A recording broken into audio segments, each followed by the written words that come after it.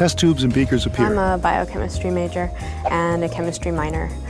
I'm a senior. I'll be graduating next year, winter quarter. Alexandra. My plan right now is to get a job as a technician in a lab for a while because it'll give me a couple years of experience like in the field. I use a lot of magnifiers. I'm visually impaired, so I have like just magnifying glasses type of things, a little bit stronger than the ones you buy at the drugstore. But also I do a fair bit of computer work for like sequences and stuff like that for work and obviously for school. So I actually know how to use JAWS and ZoomText fairly well.